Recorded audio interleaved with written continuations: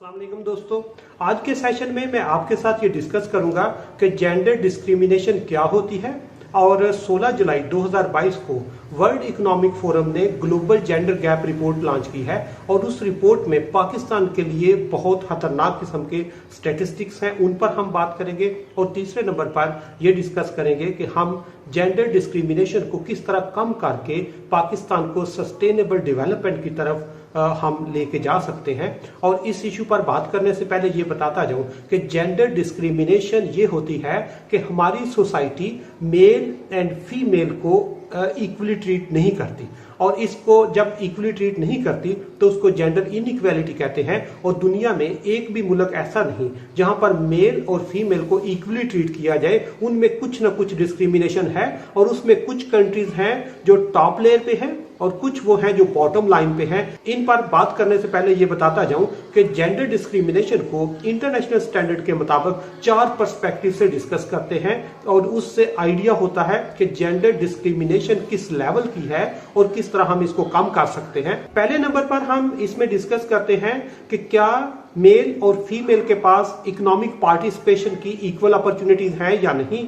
और उसमें अगर मेल और फीमेल के लिए इकोनॉमिक पार्टिसिपेशन की इक्वल अपॉर्चुनिटीज हैं तो वो कंट्री जेंडर के हवाले से इक्वल होता है। और अगर वो पार्टिसिपेशन जो है वो बराबर दोनों के लिए ना हो तो वहां पर जेंडर इनइक्वालिटी होती है। और उसका अंदाजा आप यहां से लगा लें कि पाकिस्तान में सिर्फ 23% फीमेल इकोनॉमिक एक्टिविटी में पार्टिसिपेट करती हैं, जबकि 77% फीमेल जो हैं उनकी इकोनॉमिक एक्टिविटी में पार्टिसिपेशन ना होने के बराबर है, जिसकी वजह से पाकिस्तान इकोनॉमिक पार्टिसिपेशन के हवाले से हाईली अनइक्वल कंट्री कंसीडर किया जाता है। और इसका दूसरा क्राइटेरिया होता है कि एजुकेशनल अटेनमेंट, कि क्या किसी सोसाइटी में मेल और फीमेल के लिए एजुकेशन की इक्वल अपॉर्चुनिटीज हैं या नहीं है। और इसको हम रिलीजियस पॉइंट ऑफ व्यू से देखें तो इस्लाम में भी मर्द और औरत के लिए बराबर तालीम का जो है वो मौके की बात होती है। और अगर आईने पाकिस्तान को देखें तो वहां पर भी एजुकेशन जो है वो बेसिक राइट होता है हर बच्चे का, चाहे वो मेल हो या फीमेल हो, वो रूरल एरिया में रहता हो या अर्बन एरिया में रहता हो, या किसी भी कंडीशन में उनको उससे एग्जाम्पशन नहीं है। लेकिन पाकिस्तान में फीमेल जो है उनकी डेप्रीवेशन लेवल एजुकेशन में बहुत ज्यादा है एज कंपेयर्ड विद मेल। और तीसरे नंबर पर हेल्थ एंड सर्वाइवल की बात करते हैं कि क्या हेल्थ फैसिलिटीज मेल और फीमेल के लिए बराबर हैं या बराबर नहीं है। और जेंडर डिस्क्रिमिनेशन के लिए जो इसका चौथा एस्पेक्ट होता है वो पॉलिटिकल पार्टिसिपेशन होता है, कि क्या मेल और फीमेल के लिए वोटिंग प्रोसेस में पार्टिसिपेट करना, उसमें हिस्सा लेना, उसमें आके अपने आप को इलेक्टेबल्स में लेके आना, वो इक्वल अपॉर्चुनिटीज हैं या नहीं है। और इन 4 डिफरेंसेस की बेस पर वो ओवरऑल देखते हैं कि जेंडर डिस्क्रिमिनेशन कितनी है। और अभी जो 16 जुलाई 2022 को global gender gap report launch हुई है उसमें उन्होंने 146 कंट्रीज का 146 कंट्रीज का डेटा दिया है।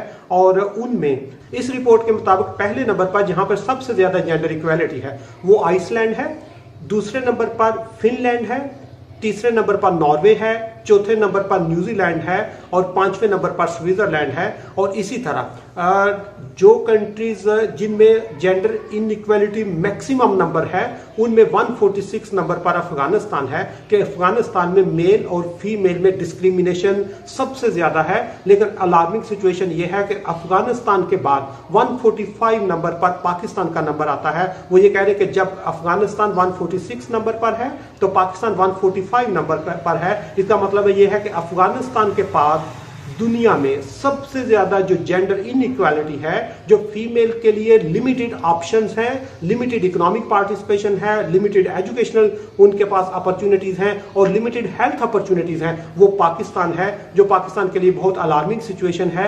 क्योंकि सिर्फ अफगानिस्तान के हालात पाकिस्तान से बेहतर हैं। पाकिस्तान दूसरे नंबर पर वर्स्ट कंट्री आता है और तीसरे नंबर पर कांगो है, चौथे नंबर पर ईरान है, 5वें नंबर पर चाड है, 6ठे नंबर पर माली है और अल्जीरिया। इस ग्लोबल जेंडर गैप रिपोर्ट के मुताबिक पाकिस्तान में जेंडर इनइक्वालिटी मैक्सिमम नंबर पे है। और पाकिस्तान बहुत सारे बल्कि सारे अफ्रीकन कंट्री से पाकिस्तान के हालात बदतर हैं। आज से 2 साल पहले G7 कंट्रीज ने अनाउंसमेंट की थी कि अगर वो अपनी इकोनॉमीज को सस्टेनेबल करना चाहते हैं, उनको डेवलपमेंट की तरफ लेके जाना चाहते हैं और लॉन्ग टाइम में वो उसको सस्टेन करने के लिए उनको वीमेन एम्पावरमेंट बढ़ानी होगी, उनको जेंडर गैप मिनिमम करना होगा, क्योंकि हर कंट्री में तकरीबन 50% मेल और 50% फीमेल होते हैं। और अगर जेंडर डिस्क्रिमिनेशन हो तो उसका मतलब है 50% फीमेल के पास ना एजुकेशन की अपॉर्चुनिटी है, ना हेल्थ की अपॉर्चुनिटी है, ना इकोनॉमिक एम्पावरमेंट की अपॉर्चुनिटी है, ना ही पॉलिटिकल पार्टिसिपेशन है। इसी तरह अगर पाकिस्तान अपनी सस्टेनेबल डेवलपमेंट के ट्रैक पे चलना चाहता है तो इनको चाहिए कि मेल के साथ साथ फीमेल के लिए एजुकेशनल अपॉर्चुनिटीज बढ़ाई, ताकि जब फीमेल एजुकेटेड होंगी तो वो अपनी पूरी जनरेशन को एजुकेट कर सकती हैं। जब उनकी पॉलिटिकल पार्टिसिपेशन ज्यादा होगी तो यकीनन वो पॉलिसी मेकिंग में या डिसीजन मेकिंग में अपना रोल प्ले कर सकते हैं। और जब उनको इकोनॉमिक पार्टिसिपेशन में उनका हिस्सा बढ़ेगा तो उससे यकीनन उनकी जो फाइनेंशियल एम्पावरमेंट है और वो डिसीजन मेकिंग में जब ट्रिकल डाउन होगी तो यकीनन उससे जो सोसाइटी है वो सस्टेनेबल डेवलपमेंट की तरफ मूव करेगी। इसलिए हमारे जो पॉलिसी मेकिंग इंस्टीट्यूशंस हैं उनके साथ साथ जो पॉलिटिकल हमारी लीडरशिप है उनको वीमेन एम्पावरमेंट को अपने एजेंडे में शामिल करना होगा। अदरवाइज पाकिस्तान के लिए जो हर्डल्स हैं वो कम होने की बजाय ज्यादा होती जाएगी।